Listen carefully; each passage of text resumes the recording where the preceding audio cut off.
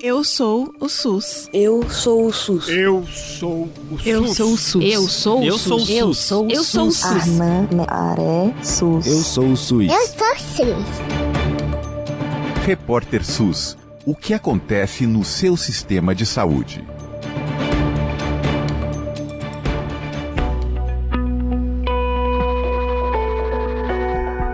Está no ar a partir de agora mais uma edição do seu podcast de saúde pública, o Repórter SUS, uma parceria entre o Brasil de Fato e a Fiocruz. E é claro que a gente vai aproveitar o carnaval para falar mais sobre questões relacionadas a essa festa tão tradicional e sinônimo muitas vezes de suspensão das preocupações em nome do prazer, da alegria. Mas já estamos na quarta-feira de cinzas. Embora para a maior parte do país o carnaval vá se estender até o finzinho de semana, a gente sabe muito bem, mas a gente espera que você que está nos ouvindo tenha curtido bastante e siga pelos rescaldos dos dias de folia que ainda vem por aí, mas com muito cuidado. O incentivo para a liberação dos corpos, para o sexo, para os excessos nessa época do ano, significa cuidado redobrado com a saúde, sim, e com algumas questões que são questões muito graves para o nosso país, como as infecções sexualmente transmissíveis, as ISTs, que não se resumem só ao HIV e são transmitidas tanto por vírus quanto por bactérias. Enquanto o vírus HIV afeta o sistema imunológico, nós temos as hepatites, que causam danos ao fígado, o HPV, que é responsável por verrugas, alterações no colo do útero e até câncer no colo do útero. Entre as doenças causadas por bactérias, a que causa maior preocupação é a sífilis, que geralmente se manifesta por feridas no corpo, que pode evoluir para casos mais graves. Bom, com exceção do HPV, essas doenças podem também ser transmitidas de mãe para filho, a chamada transmissão vertical, que é uma das principais preocupações do Ministério da Saúde. E algumas delas estão naquela lista de doenças que a gente quer extinguir até 2030 e que a gente já vem tratando aqui no Repórter SUS, as doenças negligenciadas. Para a gente ter uma ideia da população afetada por essas doenças, os dados do Ministério da Saúde mostram que cerca de 1 milhão de pessoas estão hoje vinculadas ao tratamento de HIV/AIDS no Brasil. Aqui nós não estamos contando quem não está em tratamento, então pode até haver uma subnotificação. Os dados mais recentes de 2023 mostram que o Brasil registrou 242 mil casos de pacientes com sífilis, 86 mil em gestantes, uma vez que nas mulheres a sífilis se manifesta de maneira mais silenciosa. Bom, lembrar dessas doenças não significa suspender o prazer dessa festa tão querida pelo povo brasileiro, mas tem medida de prevenção para ser tomada e, como o Repórter SUS sempre lembra, a possibilidade de prevenção não é de responsabilidade única das pessoas, depende da existência de políticas públicas e da sociedade civil ativa para a participação popular e para fazer valer as nossas demandas. É sobre esses desafios que a gente vai conversar agora aqui no Repórter SUS. Estamos recebendo com muito prazer o Veriano Terto Júnior, que é vice-presidente da Associação Brasileira Interdisciplinar de AIDS. Ele também é especialista em saúde pública e saúde coletiva. Obrigada demais, Veriano, pela presença no Repórter SUS. Obrigado a vocês pela oportunidade de estar dividindo aqui com os leitores algumas dessas questões.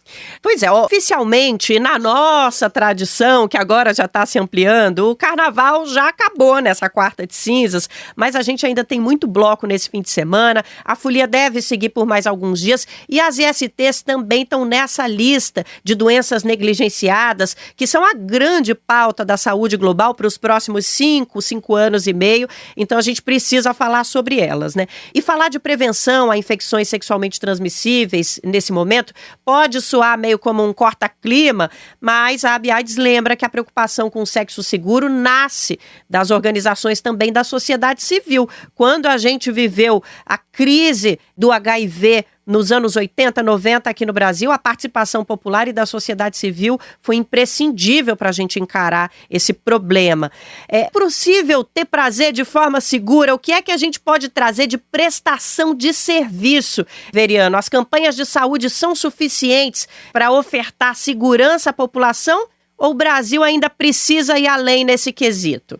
Não, o Brasil precisa ir além com as medidas de prevenção, principalmente com mais informação a gente não sabe qual é o limite, mas sim, precisamos de mais informação sobre principalmente essas novas, vamos dizer assim, caminhos da prevenção, né, que eu prefiro chamar caminhos, que é a prevenção combinada, né, a PrEP, a PEP, como isso se combina com o diagnóstico, com a testagem, com a informação atualizada e correta. Então, eu acho que tudo isso a gente ainda precisa avançar. Temos avançado, sem dúvida, mas, infelizmente, os números desde o ano passado demonstram um avanço ainda perigoso da AIDS, principalmente entre a população mais jovem, que ainda tem, talvez, como fonte de acesso, ou cada vez mais, a internet, né, onde as informações estão lá. Mas a gente, para entender um pouco a questão da AIDS e de fazer a prevenção, a gente precisa discutir, precisa conversar, né? Eu sou de uma época, lá dos anos 90, do início dos anos 90, em que a gente aprendia a prevenção conversando. Né? A gente tinha informação e conversava sobre ela. Esses espaços de fala, eles estão diminuídos, né? Não tem muitos lugares onde as pessoas possam conversar, falar, dividir suas dúvidas, seus receios, seus anseios, até que ponto elas sabem, até que ponto elas não sabem, né? E isso realmente é uma barreira, né? Não adianta a pessoa saber use camisinha, não use camisinha, porque alguma hora ela não vai usar, ela vai ficar em dúvida, ela usa quando, é no sexo oral, é no sexo anal, é sem penetração, é com penetração. Então, quer dizer, tudo isso é preciso a gente só conversando, né? Sexo oral, transmite o quê? HIV, sífilis, gonorreia, não, com camisinha, sem camisinha. Quer dizer, uma série de nuances que as pessoas precisam conversar, conversando sobre isso. Por isso é que na sociedade civil, as primeiras organizações, quando se formaram lá no meio da crise dos anos 80, como tu bem levantou, né, onde os serviços públicos, as igrejas, os governos, quase que pregavam a abstinência, que não ia mais se poder transar, que não ia poder ter sexo, a sociedade civil, as organizações gays, organizações feministas, na época, principalmente nos Estados Unidos, onde tudo começou, mas também logo em seguida aqui no Brasil, nós conseguimos mostrar que, criando as chamadas oficinas de sexo mais seguro, criando oportunidades, locais de fala, oportunidades de solidariedade, né, onde as pessoas podem dividir seus medos, seus anseios, a gente poderia, isso seria muito eficiente, né? Então, e mostrar principalmente que era possível e é possível a gente fazer sexo, ter prazer, em meio a tantos perigos, entre aspas, né, que as doenças podem fazer. Então, mas isso tudo depende de conscientização, depende também de informação, que é importante para a conscientização, depende muito de negociação consigo próprio, com os seus desejos, com as suas vontades e também negociação com os parceiros e as parceiras, né? Olha, então, isso é bem importante de ser colocado, eu acho. Sem dúvida. E olha, a fala do Veriano traz para a gente algo que a gente sempre coloca aqui no Repórter SUS, como os cuidados com a saúde da nossa população não dizem respeito somente ao Sistema Único de Saúde. Olha, o que o Veriano traz nos mostra a necessidade, por exemplo, da educação sexual nas escolas, do diálogo entre famílias, do diálogo entre organizações dos estados, municípios e governo federal trabalharem juntos. Então, olha quantos componentes que formam a nossa saúde pública, que não estão diretamente conectados ao Sistema Único de Saúde, mas que precisam trabalhar em rede com o nosso SUS. Esse trabalho, como quase todos os trabalhos que a gente traz aqui no nosso Repórter SUS, está comprovado. É um trabalho conjunto. Dos anos 80/90 para cá, Veriano, muita coisa mudou em relação às ISTs, muita coisa mudou em relação à nossa sociedade. E uma das coisas que se modificou no Brasil foi a própria existência do Sistema Único de Saúde. Então, hoje, quando uma pessoa vai para o carnaval e exagera, por exemplo, ela tem um apoio que na década de 1980 ela, por exemplo, não tinha. tinha um posto de saúde, uma unidade básica de atendimento e até a orientação que é trazida a nós pelo poder público, né? A gente poderia falar um pouquinho sobre quais são, só para prestar o serviço mesmo, que acho que muita gente que está nos ouvindo precisa e quer saber sobre isso, as medidas que a gente pode tomar usando o nosso Sistema Único de Saúde depois da folia, se a gente tiver exagerado, se tiver feito sexo sem segurança, enfim, tiver com algum tipo de insegurança em relação ao que aconteceu durante a folia, qual é a melhor maneira de procurar ajuda, Veriano, hoje no Brasil? Então, eu acho que para aquelas pessoas que tiveram uma transa, por exemplo, sem camisinha e com proteção e acharam que se arriscaram além da conta, sempre existe a PEP, né, que é a profilaxia pós-exposição ao ato sexual. Então, até 72 horas após esse ato sexual, a pessoa pode procurar um serviço, né, emergências de hospitais, né, que ficam abertos durante o carnaval, clínicas que estejam abertas e procurar, né, conversar com o médico, até mesmo com o enfermeiro, para ter um acesso a um teste e os medicamentos que vão compor essa profilaxia pós-exposição e que deverão ser tomados durante 28 dias, ao fim dos quais a pessoa volta no serviço para refazer um teste, né, o teste para HIV, vai testar também outras DSTs e saber se ITS, né, como dizem hoje em dia, e com isso ela pode ajudá-la a se prevenir, né, tanto do HIV como de outras ITS. Então isso está disponível no SUS, mas quer dizer, não adianta estar disponível no SUS se as pessoas não conhecem. E, de fato, o maior obstáculo ainda é o desconhecimento.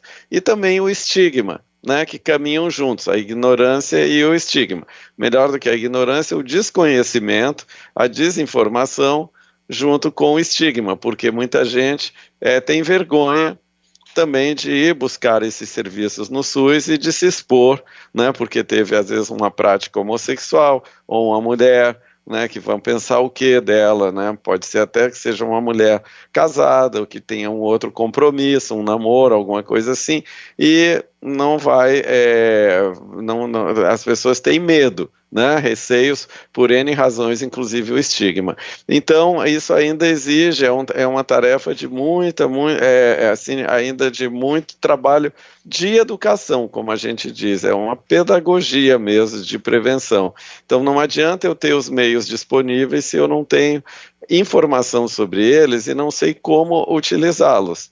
É o que acontece muitas vezes, até mesmo com a camisinha, que ainda tem muita gente que não sabe usar, como também de muitas pessoas que não sabem usar os equipamentos, né, os serviços que o SUS pode oferecer, né? E como tu bem falou, a questão do conservadorismo atual na sociedade, que é algo que mudou, nos anos 90 se podia falar muito mais abertamente sobre sexualidade, né? Hoje em dia, apesar de termos músicas explícitas, proibidões do funk, o sexo está em todos os lugares.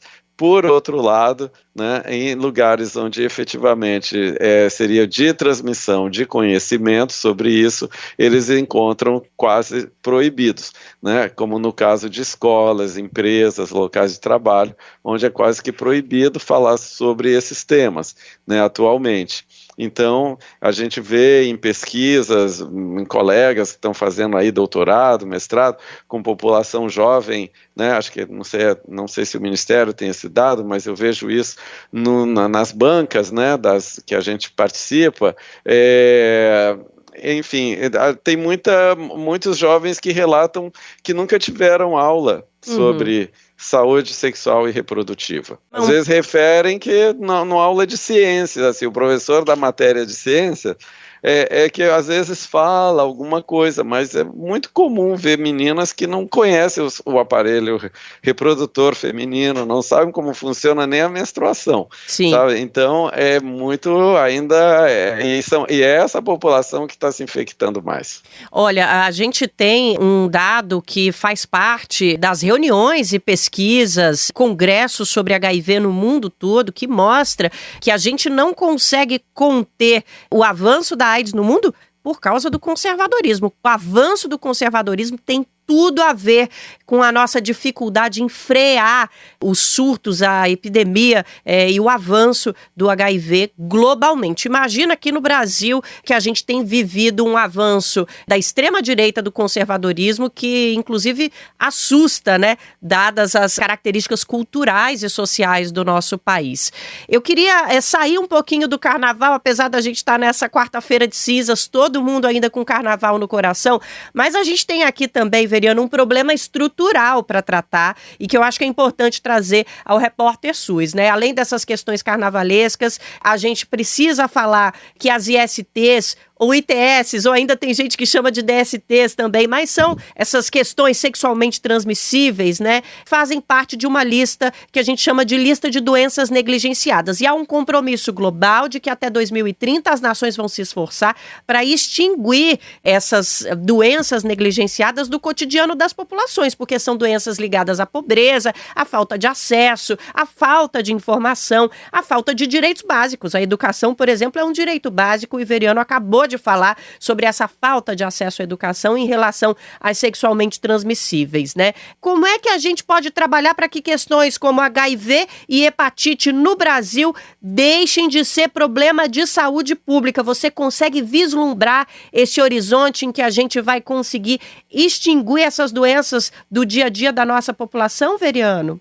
Veja só, Nara, eu acho que também faltou na tua lista dos obstáculos que tu mencionou a falta de recursos. Opa! Né? Que eu acho que agora, com a eleição aí, a chegada do presidente Trump lá nos Estados Unidos e a suspensão dos programas de cooperação dos Estados Unidos em uma série de países mais pobres, né, na área da saúde pública, esse vai ser um obstáculo muito grande, né, para a gente conseguir atingir essa meta de acabar, vamos dizer assim, com a AIDS enquanto um fenômeno epidêmico, como um fenômeno grave de saúde pública.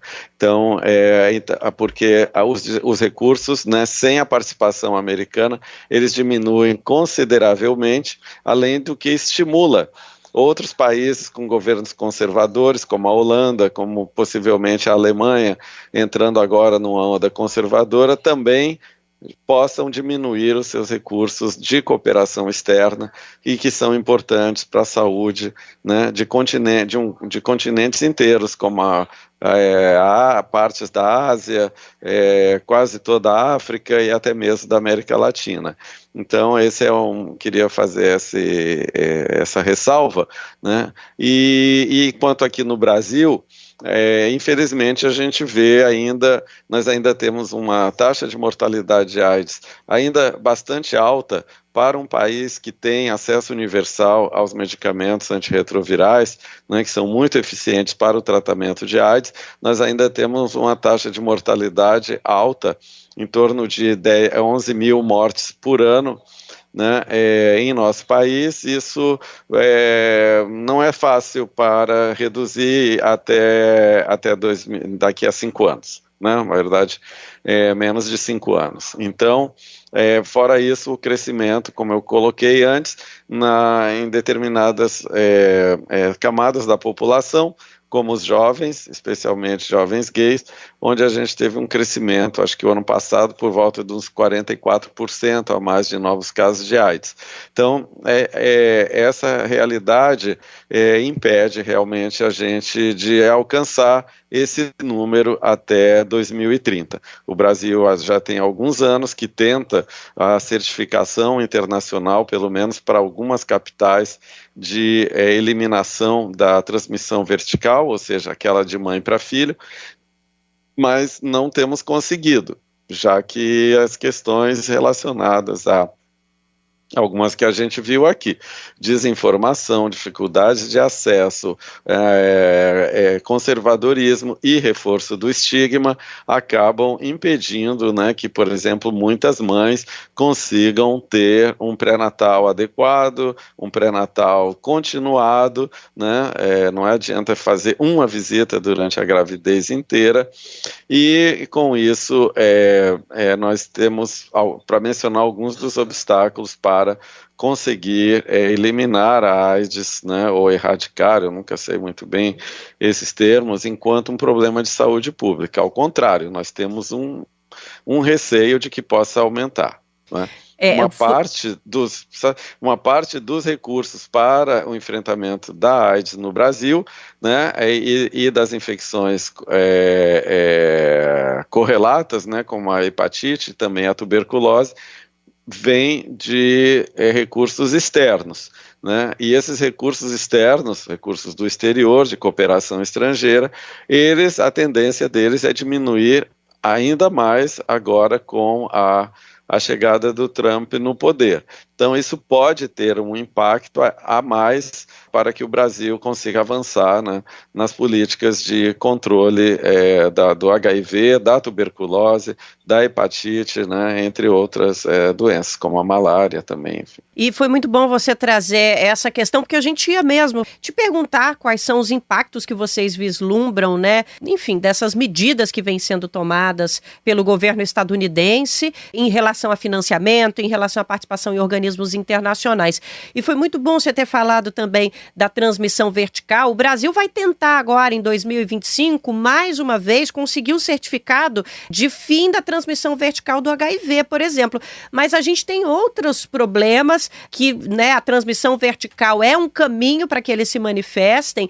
Por exemplo, a sífilis, que, como a gente já falou, é muito silenciosa em mulheres. Tem muitas mulheres que só descobrem quando vão fazer o teste na gravidez já. Tem um boletim epidemiológico produzido pelo Ministério da Saúde que mostra que em 2023, 87% das mulheres não fizeram tratamento adequado para evitar a transmissão de sífilis congênita para o bebê. Esse tratamento, gente, é tomar um medicamento durante 30 dias antes do parto. É isso que é o tratamento. O que você acha que precisa ser feito para a gente melhorar esse diagnóstico e o tratamento dessa doença? Ampliação de diagnóstico, pelo que a gente percebe olhando esse dado, Veriano, é um problema focal dessa história toda, né? Urgente, né? Sem dúvida. E então isso passa por um conjunto, né, de ações que precisariam ser feitas. Primeiro, eu acho que tem poucas campanhas, muito poucas campanhas sobre sífilis e ISTs em geral, incluindo o HIV, né? Eu acho que isso deveria ser feito em todos os níveis da sociedade. Não é uma responsabilidade apenas do Ministério da Saúde fazer uma campanha no Carnaval e outra no 1º de dezembro, né? Onde estão os estados? Onde estão os municípios? Onde estão as empresas? Antigamente a gente tinha empresas, chegava novembro, as empresas todas procuravam ONGs, governos e tal, nas CIPATs, de falar sobre esse tema. Não tem mais. Não só para a sua população de trabalhadores, mas para as comunidades em volta, né? De fábricas, enfim, tem N empresas que têm favelas em volta ou comunidades, né, onde estão alguns familiares dos seus próprios empregados, como a população em geral, né, ali em volta. Então, essa questão da desinformação, né, é muito alta. Também, acho que o desconhecimento ou problemas de formação nos profissionais de saúde, né? É um fato aqui no Brasil que, até por conta desse silenciamento sobre IST, sobre as doenças chamadas negligenciadas, afinal elas não dão dinheiro, elas muitas vezes não são a doença da pobreza, elas não vão garantir lucros para o jovem médico nem para outras pessoas, enfim, isso é uma realidade. Então acaba que ela passa muitas vezes tanto desapercebida na formação de profissionais de saúde, que depois vão ter dificuldade de fazer diagnósticos corretos, né, em relação principalmente à sífilis, né, e muitas vezes em relação à tuberculose também. Então, esbarra, assim, no desconhecimento da população, esbarra sim na questão do estigma, né, já que muitas mulheres, além de não saberem o que é, expor a si, e o pior, expor ao seu parceiro, porque em geral ela foi infectada, né, pela sífilis por um parceiro, quer dizer, isso acaba sendo uma dificuldade muito grande para essas mulheres, né? A gente sabe, por exemplo, na questão da sífilis, que é muito difícil, se detecta na mulher, mas não se consegue detectar o parceiro, porque ou ele já foi embora, já não tem mais aquele relacionamento, e muitas vezes até não quer saber, ou a própria mulher pode não querer expor a pessoa, né, por medo até de uma violência, né, de ser uma X9, assim, de delatar quase, né, que o companheiro. Então são muitos fatores, né, que tornam isso tudo muito, muito complexo, e além da parte do diagnóstico bem feito, né, que muitas vezes esbarra em falhas na formação do profissional de saúde, né, que também muitas vezes está imbuído, né, dentro de um contexto conservador, cheio de preconceitos, né, onde o estigma acaba sendo reforçado. Olha, e sem dúvida, se a gente for olhar os dados de todo esse cenário que a gente está traçando aqui, agora acabamos de falar da sífilis, por exemplo, com certeza, não estamos com os dados em mãos aqui, mas vamos nos deparar com a realidade de que mulheres pobres, mulheres periféricas, sofrem mais com esse problema. Ainda temos a questão cultural, Veriano trazendo, sobre o diagnóstico masculino da sífilis, por exemplo. Homens vão menos ao médico no Brasil, isso ainda é uma realidade com a qual o Sistema Único de Saúde precisa lidar, a sociedade civil, os movimentos populares e as famílias brasileiras também. Então a gente tem, no caso da sífilis e das outras doenças que a gente está tratando aqui, e doenças muito relacionadas a essa folia toda, essa liberação do corpo que a gente vive no carnaval, a gente lida com o momento de festa e com a liberação que é natural dessa festa, mas a gente lida também com as questões estruturais e culturais do nosso país que a gente precisa vencer. O Sistema Único de Saúde tem que ser muito celebrado, principalmente depois da pandemia, mas ele não dá conta sozinho. Esse alerta que o Veriano traz sobre a necessidade da participação das empresas, da sociedade civil, dos movimentos é importantíssimo. E a gente também não pode ter sustos nesse caminho, né, Veriano? Não adianta implementar uma política que daqui 4 anos vai ser jogada aos leões, né? Vai ser deixada de lado por causa de governos conservadores, gestões conservadoras. O Brasil precisa ter políticas de Estado para a contenção desses problemas. Veriano, eu queria muito te agradecer e te dar espaço também para considerações finais aqui no nosso podcast. Eu é que agradeço, só queria te dizer, assim, além de ser da população mais empobrecida, enfim, mais marginalizada, eu acho que não podemos, e já demos alguns toques aqui sobre a questão da opressão de gênero, né, a violência de gênero, que dificulta muitas vezes a vida das mulheres, mas não podemos deixar de falar também na questão do racismo estrutural que existe no país. Para vocês terem uma ideia, a maior parte das pessoas que usam PrEP nas grandes cidades onde ela está concentrada, que é no Rio, São Paulo, são de pessoas brancas, homens gays brancos e com um nível de escolaridade maior. Quer dizer, onde é que está? A PrEP não chega na população preta, e a gente sabe que isso é muito relacionado à questão de um racismo estrutural que exclui muitas vezes a população negra de acesso, né, a informações adequadas, corretas, a bens, né, como os insumos de prevenção. Então é algo que tem que caminhar junto, né? Sem dúvida. E é como tu diz, o SUS ele tem o seu princípio de equidade, de justiça social, mas ele acaba também refletindo toda a inequidade, né, e como o racismo, né, e todas as opressões de gênero, raciais, de orientação sexual que existem na sociedade. Ele não vive fora da sociedade. Então, é isso que a gente precisa trabalhar, né? E eu acho que quando a gente fala desse envolvimento, né, e de apoio ao SUS e de envolvimento de todos os setores da sociedade nas questões de saúde pública, a gente está falando de algo que é a solidariedade, né? A solidariedade é essa possibilidade de poder participar dos problemas, trazer as soluções, oferecer as soluções, discuti-las, né, para que a gente encontre as soluções. Sem dúvida.